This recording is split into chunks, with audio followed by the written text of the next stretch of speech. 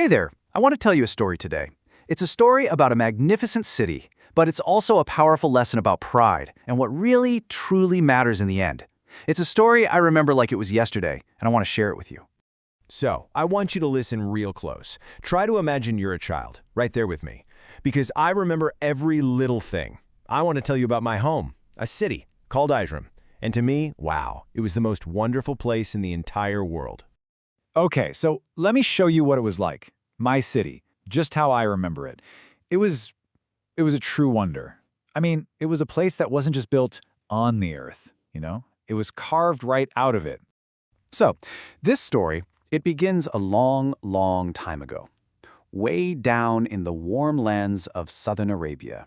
There was this great tribe living there, and let me tell you, stories of their strength and their skill, they traveled to faraway lands. And yeah, that was my tribe. We were called the Ad, and we were, well, how can I put it? We were just brilliant.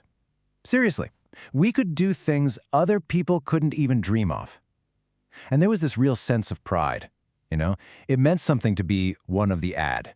And this was our home, Iram. This picture just gives you a little idea of what my people could do. We didn't mess around with mud or wood. Oh no, we used the mountains, the actual mountains. We carved these huge, enormous mansions right out of the rock face and decorated them with these incredible towering pillars. Our city was famous. Famous everywhere. I still remember hearing travelers whisper its name, just totally in awe.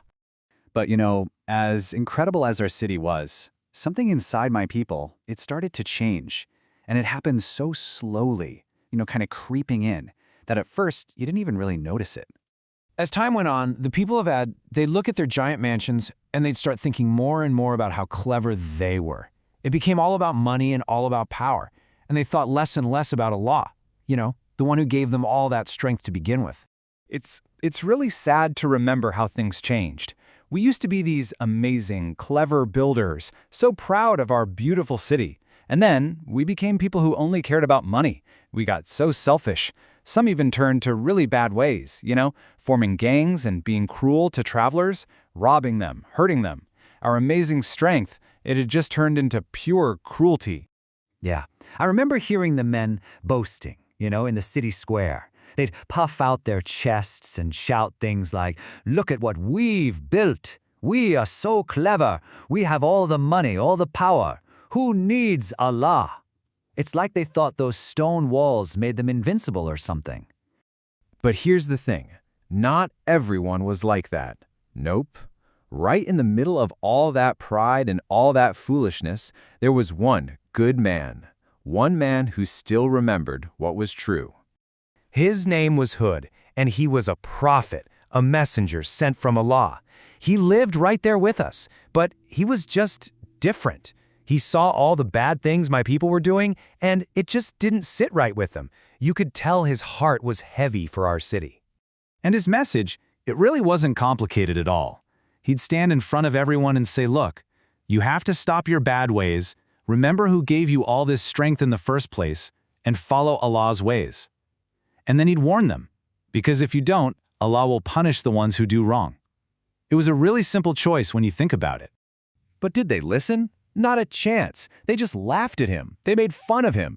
They'd look at their huge stone mansions and all their gold and think, "We're way smarter than this guy, this messenger of Allah." Oh, but they couldn't have been more wrong.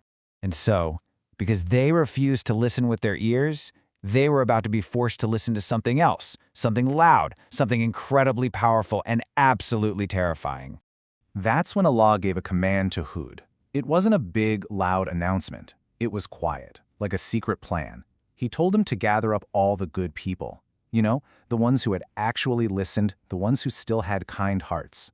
He was to lead us out of the city, to a big, deep cave just nearby. And once we were inside, we were told to do just one thing: wait. I will never forget what happened next. The very next day, the whole sky just turned dark. A wind started to whisper. And then that whisper turned into a howl. And that howl became a terrible, roaring tornado that came right for our city, right for Iram.